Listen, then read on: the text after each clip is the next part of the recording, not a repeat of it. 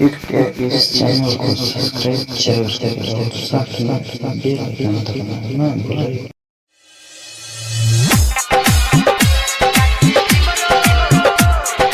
DJ Manish Raksol, mixed by DJ Mukesh Raj, Lakshmipur. माया गयो Mario फूल कुमारी किन गरे यस्तो है मर्छु मजिन्छु तिमीको साथै अरूको सँगै गई माया गयो मारियो फूल कुमारी किन गरे यस्तो है मर्छु मजिन्छु तिमीको साथै अरूको सँगै गई कान्छी तिम्रो यो कुरा जस्तो बाटोको धुरा कान्छी तिम्रो यो कुरा जस्तो बाटोको धुरा DJ Manish Raksol, DJ Mukesh Raj, ये मेरो साथी गर्दैन राति तिमी गएसी है दिलमा तिमीले बसेको थियो बनेर मायालाई ये मेरो साथी गर्दैन राति तिमी गएसी है दिलमा तिमीले बसेको थियो बनेर मायालाई कान्छी तिमी जान लाको भन तिमी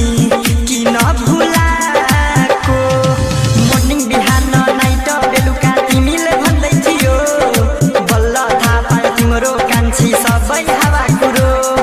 मर्निङ बिहान नाइट बेलुका तिमीले भन्दै थियो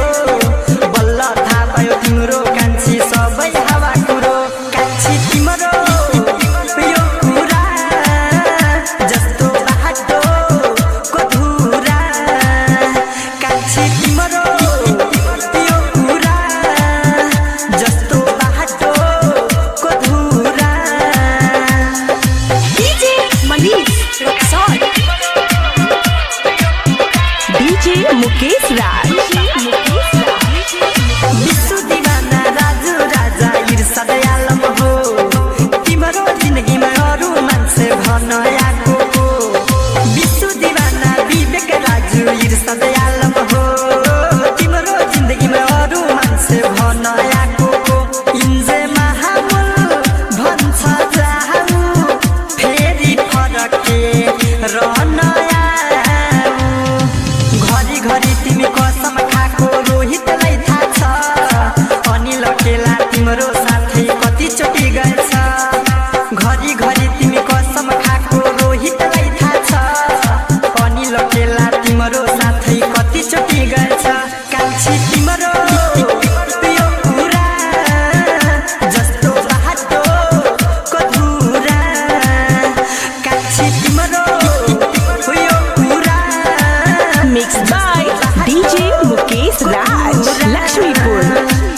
Lakshmipur, Lakshmipur, Lakshmipur, Lakshmipur, Lakshmipur, Lakshmipur.